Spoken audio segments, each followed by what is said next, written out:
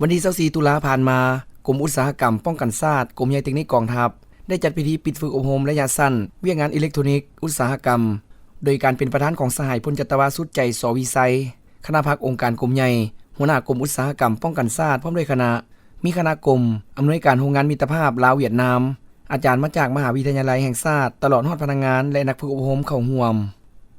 สหายพันเอกใจสวรรค์อินทคำห้องหัวหน้ากรมอุตสาหกรรมป้องกันชาติขึ้นสรุปผลการจัดตั้งปฏิบัติการฝึกอบรมระยะสั้นวิชาอิเล็กทรอนิกส์อุตสาหกรรมอยู่กรมอุตสาหกรรมป้องกันชาติได้สำเร็จตามแผนก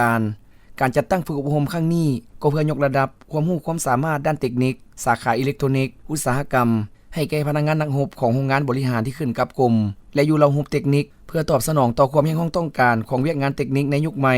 แนะใช้ให้นักฝึกอบรมเข้าใจหลักการพื้นฐานวงจรอิเล็กทรอนิกส์อุตสาหกรรมการออกแบบการนำใช้บำรุงรักษาและแก้ไขข้อขัดข้องของระบบควบคุมอัตโนมัตินำใช้เครื่องวัดแทกและตรวจสอบอุปกรณ์ได้อย่างสำนิชำนาญ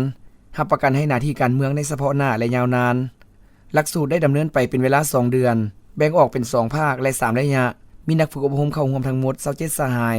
ในนี้ได้จัดแบ่งประเภทดีเลิศ14สหายดี13สหายจากนั้นอาจารย์มาจากมหาวิทยาลัยแห่งชาติได้ขึ้นประกอบคำคิดคำเห็นต่อการฝึกอบรมในครั้งนี้ตื่มอีก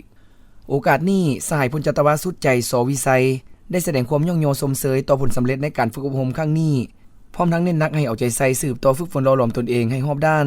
นำเอาความรู้วิธีการและประสบการณ์ที่ได้เรียนมาไปจัดตั้งผันขยายหมุนใส่เข้าในเวียกงานตัวจริงของกลุ่มกองอย่างมีหัวคิดประดิษฐ์สร้างและเกิดประโยชน์สูงสุดสร้างความสามัคคีแลกเปลี่ยนความรู้ประสบการณ์ซึ่งกันและกันระหว่างเพื่อนร่วมงานและกลุ่มกองต่างๆเพื่อสร้างกำลังแห่งรวมในการแก้ไขปัญหาที่ซับซ้อนและก็เพื่อเฮ็ดสำเร็จหน้าที่ตามการมอบหมายของขันเทิงให้ได้รับคุณภาพและเกิดประโยชน์สูงสุด